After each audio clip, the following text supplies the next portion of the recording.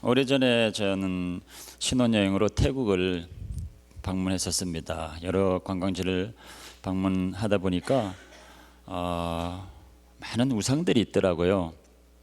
그래서 말로만 듣던 우상이 이런 모습이구나 하고 생각했던 적이 있습니다.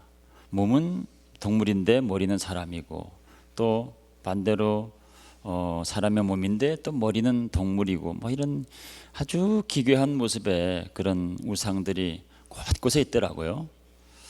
그것에 뭐 절하고 또 그들의 모습으로 또 예배하고 그런 걸 보면서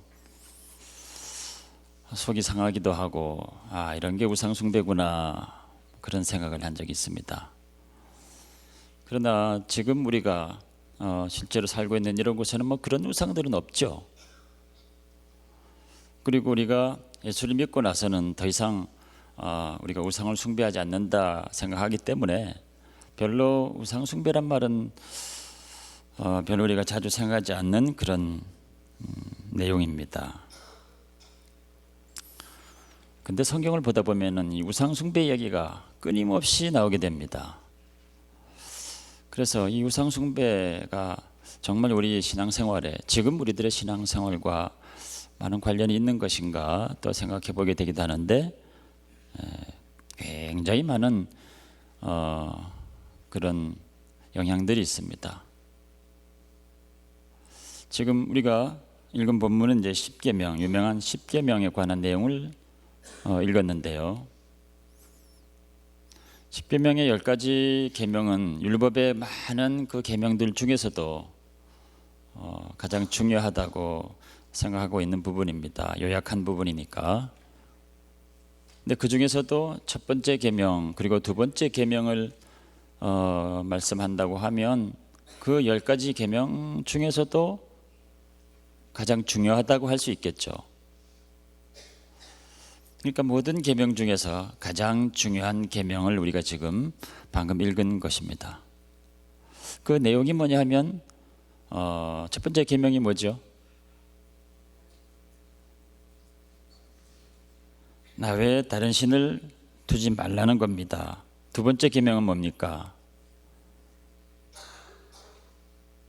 두 번째 계명, 너를 위해 우상을 만들지 말라는 겁니다. 조금 길지만 뭐 요약하면 그렇게 되겠죠.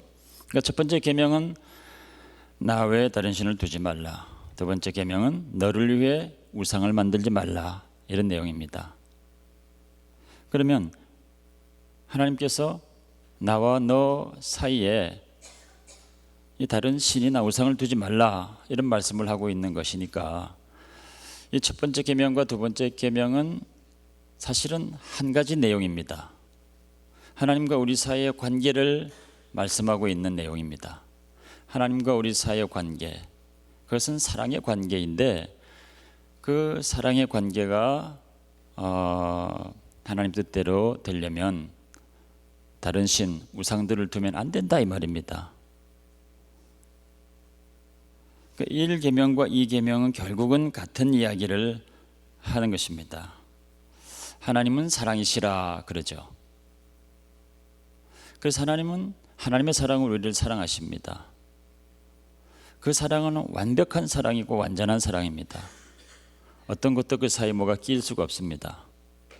그러나 우리는 불완전한 존재이니까 그 하나님의 사랑을 받는 데 있어서도 우리의 불완전한 모습으로 뭔가 그 사이에 뭔가 자꾸 우리가 원하는 것들을 둘 수 있는 가능성이 있기 때문에 그러지 말라라고 하는 겁니다. 1계명과 2계명은 결국 같은 말씀, 하나님과 우리 사이의 관계에 관한 말씀, 사랑의 관계에 관한 말씀인데 그 사이에 다른 것들을 두지 말라.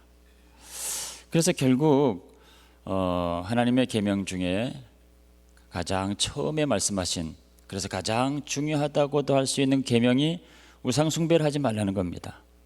그러니까 우리의 신앙생활과 매우 관련이 있는 거죠. 하나님이 제일 중요하게 여기시고 먼저 말씀하신 것이니까 우리의 신앙생활과 매우 밀접한 관련이 있다는 것입니다. 그런데 우리가 많은 경우에 생각하지 못하고 나는 우상 숭배와 상관이 없겠구나 이렇게 생각하고 지낼 수 있지만 그렇지 않다는 겁니다. 성경을 읽다 보면 참 아이러니한 사실이 뭐냐면 하나님께서 제일 중요한 계명으로 먼저 말씀하신 것인데 그 계명을 잘 지키도록 부르심받은 하나님의 백성, 이스라엘 백성들이 반복적으로 지속적으로 계속 범하는 죄가 뭐냐면 우상 숭배 죄입니다. 가나안 땅을 정복해서 나라를 세운 그때로부터 시작해서 나라가 망할 때까지 우상 숭배를 하고 있습니다. 하나님께서 하지 말라는 것들을 왜 그렇게 하고 있었을까요? 가나안 땅에 도착하자마자 이 사람들이 가나안 땅에서 숭배하고 있는 그 우상들과 접하게 됩니다. 가나안 사람들은 뭐 여러 가지 신들을 많이 섬겼는데 그 중에 대표적인 것들이 바알신이라고 하는 것, 아스타롯이라고 하는 신들을 섬겼습니다. 그 사람들이 이제 농경 사회였으니까 농사가 잘 되기를 바라고 풍년이 들기를 바라고 풍족하기를 바라고 또 자녀들도 많이 생산하기를 바라고 그래서 그 땅에서 번창하기를 바라는 그런 마음을 가지고 그들의 신을 만들어서 숭배를 했는데 그게 이제 바알신 또 아스타롯 신이라고 하는 겁니다. 매우 난잡한 형태로 그들을 섬기고 그렇게 했습니다. 근데 하나님께서는 그들을 본받지 말라 그랬거든요. 근데 이스라엘 백성들이 광야 생활에 지쳐서 가나안 땅에 도착해 보니까 거기서는 굉장히 풍족한 그런 생활을 하고 있고 근데 그 모든 것들이 이런 신들을 섬기면서 그렇게 생활하는 것이구나 하고 그것을 자연스럽게 그 문화적인 현상으로 받아들이게 된 겁니다. 하나님이 하지 말라고 했는데도 그냥 자연스럽게 그들의 삶 가운데 젖어 들어가서 그냥 그 세상 문화를 받아들인 거죠. 그래서 이스라엘 백성들이 동일하게 이 신들을 섬기는 그런 모습을 보여주게 됩니다. 하나님의 백성이어서 하나님을 완전히 떠나지는 않은 상태지만 그러나 하나님의 백성이라고 하면서 그러고 있는 거죠. 오늘날에도 보면 우리가 하나님을 믿는 사람들이다, 기독교인들이다 라고 하면서 세상 문화에 아무런 그런 분별 없이 받아들이고 하게 되는 경우가 많이 있습니다. 이 바알신과 아스타롯 신을 섬기는 것과 비슷한 거죠. 이 바알신 아스타롯은 이게 점점 영향을 많이 확대합니다. 그래서 지중해를 넘어서 이 그리스의 아프로디테 또 로마의 비너스라는 이름으로 그 영향을 이렇게 계속 확대해 가죠. 많은 사람들에게 받아들여졌습니다. 그런가 하면 이방 신들이 섬기는 이 신들을 이스라엘 백성들이 섬겼을 뿐만 아니라 그들이 예배 가운데도 그들의 신앙 생활하는 가운데도 그 우상이 들어와서 자리를 잡게 된 경우도 있습니다. 지금 모세가 하나님의 율법을 받고 있는 바로 이때 산 아래에서는 아론을 중심으로 금송아지를 만들고 있습니다. 그리고 금송아지를 만들어 놓고 이것이 하나님이다 라고 하면서 예배를 드리게 됩니다. 그들의 신앙 가운데 금송아지를 만들고 그들을 위한 예배를 드리고 있는 거죠. 그 금송아지가 이제 이때 이후로는 사라졌다가 한참 뒤에 다시 이스라엘 왕국이 남왕국과 북왕국으로 갈라질 때 북왕국에서 다시 모습을 나타냅니다. 남왕국으로 사람들이 내려가서 성전에 모이는 것을 막으려고 북왕국의 베델과 단이라는 곳에 금송아지를 만들어 놓고 거기서 또 우상을 숭배하게 하고 거기서 예배를 드리도록 합니다. 그래서 북왕국의 이스라엘 사람들이 금송아지 예배를 거기서 하는 거죠. 그러니까 그들이 드린 예배 가운데서도 그들을 위한 예배, 아주 사람들의 만족을 위한 예배, 그런 예배로 타락한 예배의 모습, 아주 인간적인 예배의 모습으로 예배를 드리는데 이것을 또 우상 숭배라 라고 말씀하더라는 거죠. 그러니까 예배 가운데도 우상이 들어올 수도 있다고 하는 것을 보여주고 있습니다. 그러니까 우리가 하나님께 예배를 드리는데 정말 하나님이 받으시는 예배인가? 혹시 우리가 드리는 예배에도 이와 같은 금송아지 예배가 되진 않는가? 우리가 정신을 차려야 될 필요가 있습니다. 사람들의 만족을 구하고 사람들을 위하는 예배는 다 금송아지 예배 형태를 띠고 있습니다. 우리가 드린 예배는 다 하나님께 드리는 거죠. 지금 우리가 찬양하고 또 섬기고 봉사하고 하는 모든 것들을 하나님께 드리는, 그러니까 우리의 예배의 대상이 있는 것입니다. 그런데 우리가 예배를 드리면서 그 대상이 보이질 않으니까 나도 모르는 사이에 내가 예배를 받으면서 예배를 드립니다. 설교를 들으면서도 내가 그냥 듣고 있습니다. 감상하고 있습니다. 찬양을 들어도 내가 그냥 감상하고 있습니다. 그래서 내가 듣기에 이해하기에 좋으면 좋은 예배로구나 그렇게 판단을 할 수 있습니다. 이게 금송아지 예배의 전형적인 모습입니다. 그것을 우상이라 또 이렇게 얘기를 하고 있습니다. 이것보다 더 알아채기가 어려운 우상이 또 이스라엘 백성들 삶 가운데 있었습니다. 광야 생활할 때 이스라엘 백성들이 불순종하다가 불뱀에 물려서 많은 사람들이 사망하는 사건이 있었습니다.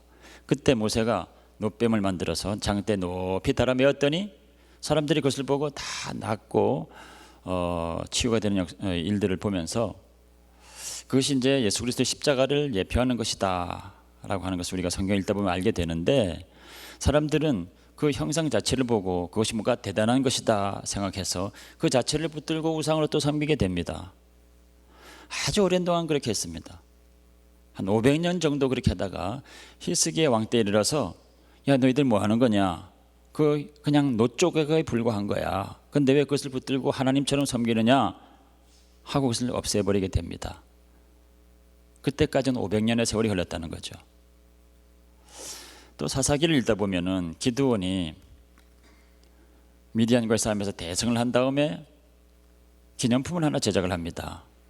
금으로 에봇이라고 하는 옷을 만드는데 대제사장들이 입던 예복 같은 것입니다. 근데 그걸 금으로 멋있게 만들어 놓고 어떤 승리 기념품으로 삼으니까 사람들은 그것 때문에 모든 대적에서 이겼다고 생각하고 그것을 또 하나님처럼 붙들고 우상처럼 섬기게 됩니다. 그래서 무슨 일만 있으면 그 에봇을 찾아와서 뭔가 만져보기도 하고 물어보기도 하고 이제 그런 일들을 하더라는 겁니다. 그것도 우상이다라고 하나님께서 지적을 하고 있습니다. 그러니까 우리가 우리 신앙에 있어서 하나님 외에 눈에 보이는 어떤 것들을 붙잡고 의지하고 그것이 뭔가를 해결해 줄 것이라고 붙들고 있는 것들, 우상이 될 수도 있다는 겁니다. 우리가 십자가를 바라보라 그러지만 그 십자가의 의미를 바라보는 거죠. 십자가의 형상을 붙들고서 그것만 붙들고 있으면 뭔가 문제가 다 해결될 것이라고 생각한다면 그것도 또 이런 에봇과 같은 우상 숭배에 불과할 수도 있다라고 하는 겁니다. 그렇게 이스라엘 백성들의 삶과 신앙 생활과 이런 곳에 깊숙하게 이 우상이라고 하는 것이 들어가더라는 것이죠. 근데 성경에 나오는 이스라엘의 모든 모습들, 이스라엘 백성들이 보여주는 모든 모습들은 우리랑 무관하지 않습니다. 그때 겉으로 나타났던 모든 것들이 영적인 모습으로 우리 안에 그대로 나타나고 있습니다. 그래서 이스라엘 백성들의 모습을 보면 우리의 영적인 자화상을 볼 수 있습니다. 그런 것들이 이제 우리 안에서 영적인 모습으로 일어나고 있구나 라고 하는 것을 깨달아야 되는 거죠. 그러면 우리 안에 그와 같은 우상 숭배의 모습이 있을 수도 있다는 것입니다. 내 안에 어떤 모습들이 그렇게 우상이 될 가능성이 있을까? 몇 가지를 좀 생각해 봅니다. 가령 이런 것입니다. 우리가 가만히 있을 때 우리의 생각이 이것저것 우리가 원하는 대로 생각이 막 돌아다닙니다.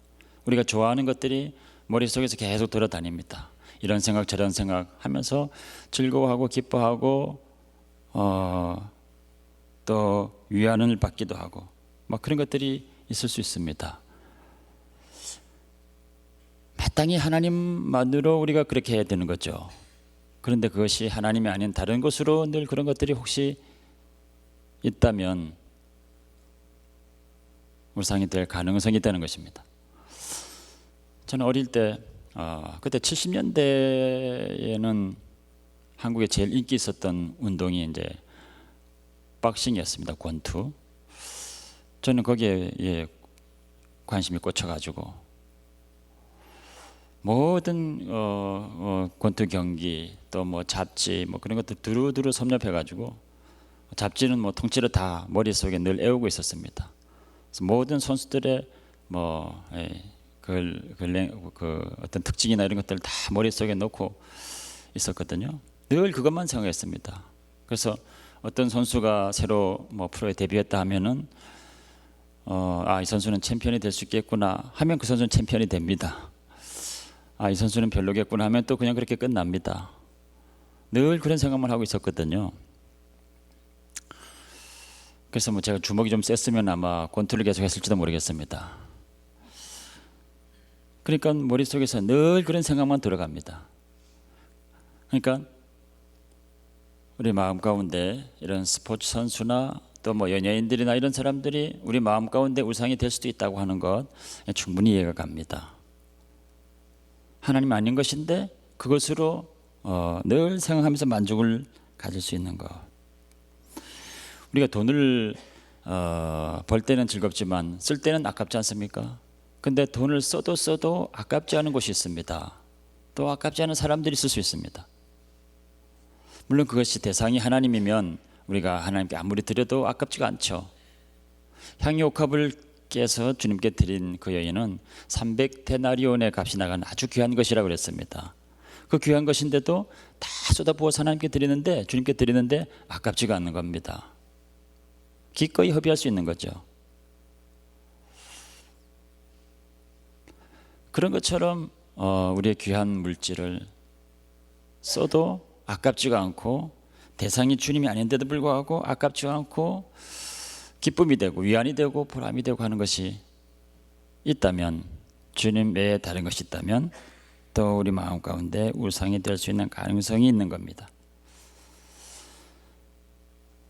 어떤 경우는 우리가 기도를 할 때 정말 집착하면서 꼭 이렇게 이루어지기를 기도하는 것들이 있습니다.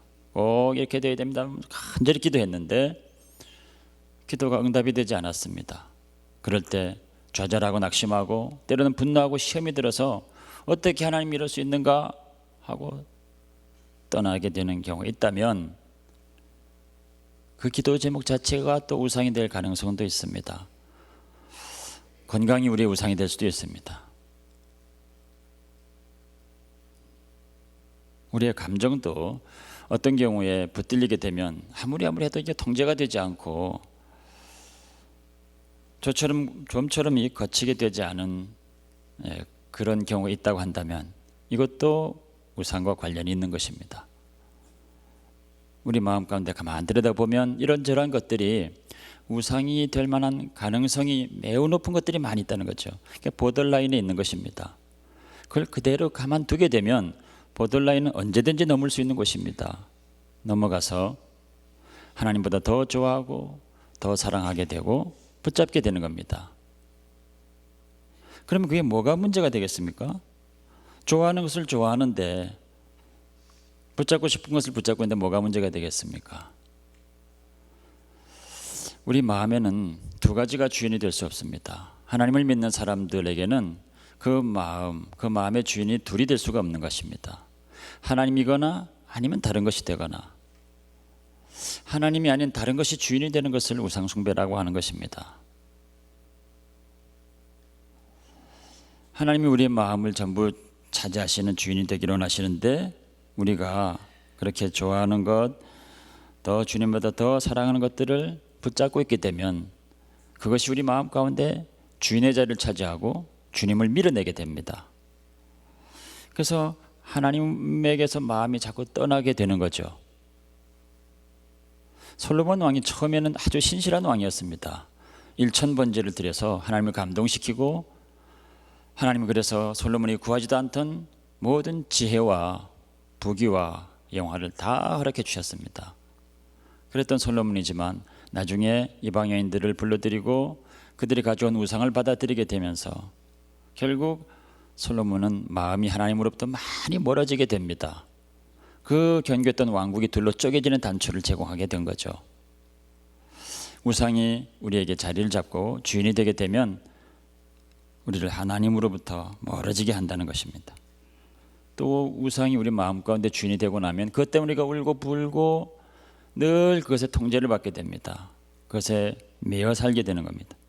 근데 그것이 하나님이 설정한 관계가 아니기 때문에 너와 나 사이에는 다른 것들을 두지 말라 말씀하셨는데 이미 다른 것들을 두어서 그 정상적인 관계가 깨졌기 때문에 늘 그 우상을 붙들면 붙들수록 우리 삶 가운데 고통이 찾아오게 되고 여러 가지 어려움이 찾아오게 됩니다. 저희 집안은 식구들이 많지만 예수님을 아는 사람이 한 명도 없는 집안에서 자랐습니다. 1년에 제사가 한 7번 정도 있었고요. 집안에 무슨 일이 조금이라도 생기면 저희 어머님은 무당을 찾거나 점장이를 찾거나 물어보고 했습니다. 어느 날에는 용한 점쟁이가 지나가다가 저희 집에 들러서 이 집의 셋째 아들을 점쟁이인 자기에게 팔지 않으면 그 아들에게 큰 애군이 생길 거라고 얘기했습니다. 그 아들이 접니다. 놀란 어머니가 저를 그 점장이에게 어머니라고 부르라고 그래가지고 한 달에 한 번씩 찾아오면 제가 그 점장이에게 절도 하고 그랬습니다. 생긴 것도 정말 마귀 할멈처럼 생겼습니다. 보기만 해도 막 너무너무 싫은 그 인상인데 한 달에 한 번씩 꼭 찾아오고 그랬었거든요. 집안에는 뭐 곳곳에 부적이 붙어 있고 그런 집안이었습니다. 그런데도 그렇게 우상을 숭배하고 섬기고 그러던 집안이었는데 뭔가 되는 게 없는, 뭐든지 되는 게 없는 그런 일들만 반복됐습니다. 몇 년째 농사가 계속 망해가기만 하고 빚은 계속 산더미처럼 늘어나고 그러다 보니까 저희 부모님은 매일매일 빚장에 쪼들리고 매일 채무자들이 찾아와서 고통을 주었습니다. 그 모습을 늘 보면서 자랐거든요. 그래서 어느 날 어머니가 그런 말씀하시더라고요. 실제로 자기는 이 가슴이 아프다, 너무 근심을 많이 하고 고민을 많이 하고 고통을 많이 겪어서 그냥 이 마음이 아픈 것이 아니라 그것이 실제 이 몸에도 영향을 줘가지고 몸이 아프다, 그런 얘기도 많이 하시고 그랬었습니다. 늘 그런 모습을 보고 자라가지고 이게 희망도 보이지 않고 소망도 보이지 않는 그런 곳에서 살다가 어느 날 제가 은혜를 받았습니다. 하나님께서 저를 찾아오셔서 저를 만나시고 저의 구주가 되셨습니다. 그리고 이제 저희 집에 가가지고 저희 어머니를 비롯한 식구들에게 복음을 전하고 이제 우리가 우상에서 떠나자. 그동안 우리가 수년을 그렇게 우상을 섬기며 숭배하고 그렇게 살아왔는데 되는 게 뭐였냐? 우상이 우리에게 베풀어 준 게 뭐냐? 아무것도 없지 않고 절망밖에 없지 않냐? 했더니 어머니가 적시로 복음을 받아들이고 예수님을 믿게 됐습니다. 그리고 그렇게 많이 지내던 제사도 다 없애고 가족들이 거의 다 주님께로 돌아오게 됐습니다. 어느 날 어머니한테 한번 여쭤봤습니다. 지금 마음 상태가 어떠세요? 그랬더니 평생을 근심하고 걱정하고 고통받으며 살아왔는데 예수님을 만난 이후로 진정한 마음의 평안이 찾아와서 지금은 아무런 걱정이 없고 늘 평안하다고, 지금 상태가 너무 좋으시다고 이제 그러셨습니다. 지금도 뭐 전화를 하거나 하게 되면 늘 입에 달고 늘 하시는 얘기가 하나님 너무 감사하다, 하나님 너무 감사하다, 아이고 하나님 너무 감사하다, 늘 그러십니다. 그것이 진정한 저희 어머님의 고백이고 저희 가정의 변화입니다. 이렇게 우상을 버리고 이제 가족들이 다 주님께로 돌아왔습니다. 제가 목사가 되고 또 저희 동생도 목사가 되고 2명이나 목사가 됐습니다. 목사가 되고 나서 주님을 이제 잘 섬겨야 되겠다, 예배를 통해서 늘 주님께 영광을 돌려야 되겠다, 그러고 이제 또 살아오고 있는데 어느 때 보니까 제가 드리고 있는 예배 가운데도 이 금송아지 예배가 있더라고요. 예배를 열심히 준비하고 드렸다고 생각했는데 사람들의 만족을 구하고 사람들에게 은혜가 되기 위한 예배가 무엇일까를 늘 생각하고 사람들이 은혜를 받았나 받지 않았나 뭐 그런 생각만 늘 하고 있는 것입니다. 하나님의 영광이 되고 하나님이 받으시는 것인가 라고 하는 것을 다 잊어버리고 사람들이 반응을 하고 사람들이 좋아하는 것만 늘 생각하고 있는 모습을 발견하게 됐습니다. 또 설교가 제대로 전달이 되지 않았다 생각하면 땅을 파고 뭐 그냥 죽고 싶은 생각 들고 막 그러는 겁니다. 뭐가 잘못됐구나 할 때 하나님께서 그것이 금송아지 예배다라고 하는 것을 알려주셨습니다. 예배는 하나님께 드려야 되는 것이고 우리가 예배를 받는 것이 아니다 알려주셔서 그 모든 것들로부터 이제 벗어나게 되었습니다.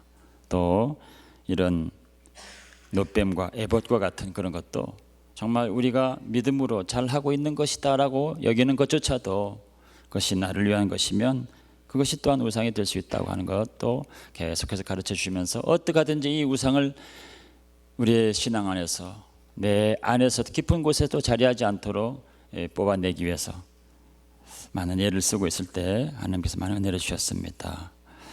우리 가운데 이렇게 우상이 있다고 하면 우리 삶에 고통이 따르게 됩니다. 그것은 반드시 하나님과 우리 사이에서 제거해야 될 그런 것들입니다. 그것이 우리의 사랑하는 아들이라 할지라도 우리의 자녀라 할지라도 하나님 앞에 하나님보다 더 많이 생각하는 우상의 모습으로 가고 있다고 한다면 아브라함처럼 모리아 산으로 올라가야 되는 것입니다. 우리를 모든 위험에서 지켜줄 수 있는 재물, 돈, 소유 그런 것이라 할지라도 그것이 우리를 다스리는 하나님의 자리를 대신한 주인의 자리에 차지하고 있다면 삭개오처럼 나무에서 뽕나무에서 내려와야 되는 것입니다. 그렇게 하게 될 때 우리 가운데 그런 우상의 자리에서 다 내려오고 그것들을 우상을 다 하나님께 다 던져버리게 될 때 하나님께서 우리에게 잃어버렸던 많은 관계들, 망가졌던 많은 것들을 다 온전케 하고 하나님의 예정하셨던 그 많은 사랑과 축복을 다 부어주시리라 믿습니다. 주님만을 섬기시고 사랑하시는 여러분 되시길 주의 이름으로 축원합니다.